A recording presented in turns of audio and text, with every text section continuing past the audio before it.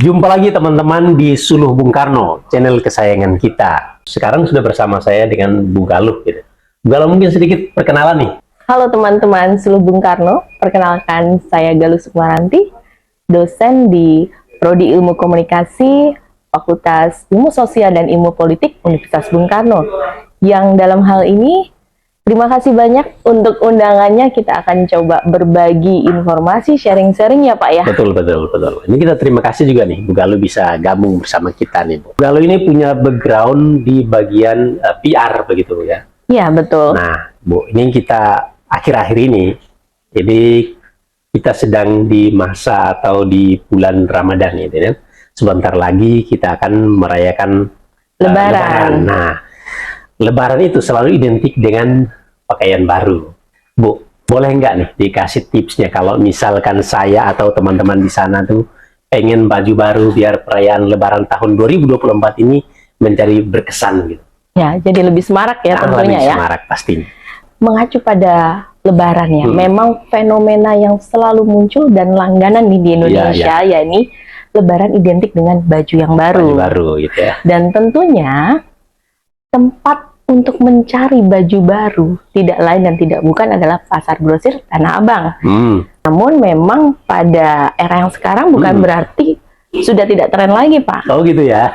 Tetap masih menjadi primadona, namun ya memang mengalami beragam pasang surutnya. Ngomong-ngomong soal Tanah Abang, kita beberapa waktu lalu sempat, dan mungkin juga masih sampai sekarang gitu ya, isunya Tanah Abang sempat sepi, lalu mungkin sekarang mulai ramai lagi. Nah, mungkin Ibu dari sisi PR itu bisa memberikan sedikit pandangan terkait fenomena ini. Seperti yang teman-teman Suluh Bung Karno ketahui bahwa memang beberapa saat yang lalu terjadi banyak aktivitas yang mengalami pergeseran Pak, yang tadinya jualannya mungkin secara offline, yakni banyak berkumpul di pasar Tanah Abang tersebut, tapi dengan adanya kehadiran dunia digital, mulai marak nih pergeseran.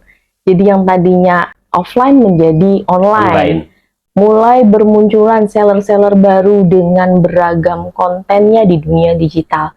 Jadi jualan itu tidak harus kita yang datang ke tokonya, tapi si seller ini bisa langsung menawarkan produknya melalui media-media online yang sudah tersedia, bisa di e-commerce, bisa di sosial media, dan ini tidak luput juga menjadi salah satu tren buat influencer lainnya, tidak hanya seller. Oh, jadi peran influencer itu juga ikut menentukan ya pasar online ini. Nah, mungkin gimana caranya supaya mereka yang seller ini lalu bisa berkolaborasi dengan influencer ini? Ada tips atau ada pandangan dari Ibu? Jadi kalau misalnya kita lihat kronologisnya ya Pak, sebelumnya pasar Tanah Abang ini mengalami kemajuan ya. Kalau kita lihat dari siklus produk, dia sudah di posisi mature.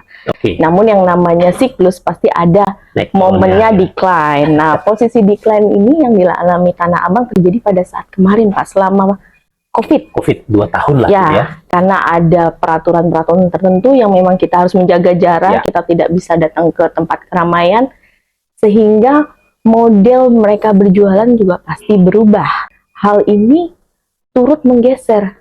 Masalahnya di sini adalah apabila kita seller yang notabene misalnya orang biasa ya, memang dia pedagang sehari-hari, tentunya untuk menggaungkan namanya, trustnya di publik agak susah. Menaikkan brand mungkin juga gitu ya.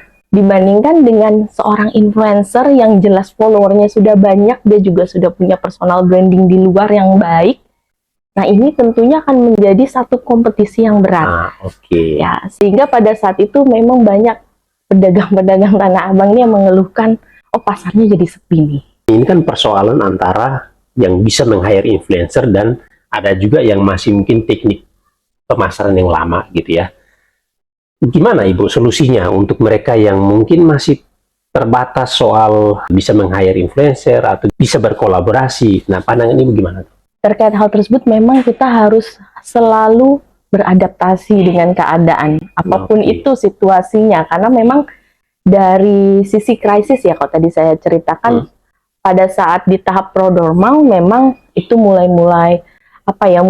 kelihatan lah pasarnya mulai sepi. Ada nih yang berubah nih cara jualannya, itu mulai terlihat. Tapi begitu masuk tahap akut, itu benar-benar yang COVID dan tidak boleh ada aktivitas penjualan di sana karena menciptakan orang berkerumun, itu mulai mengalami penurunan. Namun Tanah Abang sendiri saat ini sudah masuk ke dalam tahapan recovery. Mereka membuka konsep yang namanya Little Bangkok. Apa itu? Jelasin dulu. Mungkin ini istilah baru nih buat kita nih. Jadi konsep Little Bangkok ini diawali dengan fenomena menjamurnya just tipper. Oke, just tipper itu artinya kalau saya belanja, teman saya lagi pergi, saya tinggal titip ke dia gitu ya. Titip. Mungkin praktek ini sudah umum ya sebelumnya, tapi mungkin trennya baru-baru ini gitu kan, lebih banyak digaungkan secara viral. Biasanya just tipper ini tujuannya memang bukan di wilayah Jakarta atau Indonesia ya, khususnya biasanya di luar negeri. Umumnya kalau dulu di Korea, terus kemudian udah sekarang lagi rame itu adalah ke Bangkok. Nah, mengadaptasi fenomena just tipper tersebut, makanya yang diambil oleh Tanah Abang, konsep usungannya adalah Little Bangkok di Tanah Abang. Artinya di Tanah Abang sendiri lalu menyediakan space untuk orang bisa langsung live di situ atau seperti apa sih? Kalau kita lihat perbedaannya Tanah Abang yang dulu dengan yang posisi konsep Little Bangkok ini memang sangat berbeda. Kalau yang terdahulu misalkan kita masuk di kios-kiosnya itu memang sudah terpampang ya barang-barang displaynya beserta stokisnya di situ. Sedangkan kalau di Little Bangkok dia lebih ke arah barang-barang displaynya, stokisnya ada di tempat lain. Mengacu pertanyaan Pak Stefanus sebelumnya, bagaimana caranya berkolaborasi? Misalkan kita tidak tahu nih siapa sih influencernya atau apakah kita bisa sendiri? Bisa aja gitu loh. Jadi kita harus benar-benar adaptasi dengan namanya teknologi, terus cara penjualan yang saat ini seperti apa, komunikasi pesan yang bisa disampaikan untuk menarik perhatian orang terhadap brand kita atau produk kita, itu benar-benar harus diperhatikan. Kemudian kalau misalkan mentok nih kasarannya ya, kita bisa mengundang para just tipper tersebut untuk live di depan toko kita. Oh, berarti konsep just tipper nih teman-teman, bukan hanya dia bawa barang setelah dia beli bawa ke kita, tapi dia juga bisa ke tempat di mana tadi display atau dilakukan live itu, lalu kita melihatnya dan kita memesan, dia langsung membeli di situ. Ya, betul. Karena sistemnya seperti kita titip sama teman. Titip sama teman gitu ya.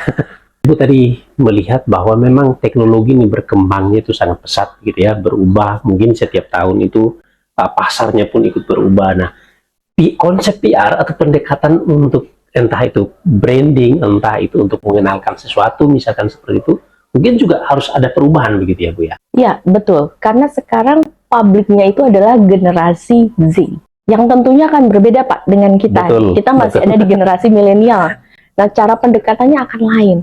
Jadi, jika kita ingin merengkuh publik dari generasi Z, sebaiknya pesan-pesan atau konten yang kita sampaikan ke mereka bentuknya storytelling, Pak. Nah, ini menarik nih. Jadi kita bercerita tentang produk kita. Jadi begitu teman-teman, mungkin kalian di luar sana sudah punya cita-cita menjadi seller atau pengen buka just tip. Nah, apa yang dibagikan oleh Bu Galuh ini bisa menjadi bahan pertimbangan. Yang pasti teknologi itu terus berkembang dan kita tidak bisa menolaknya.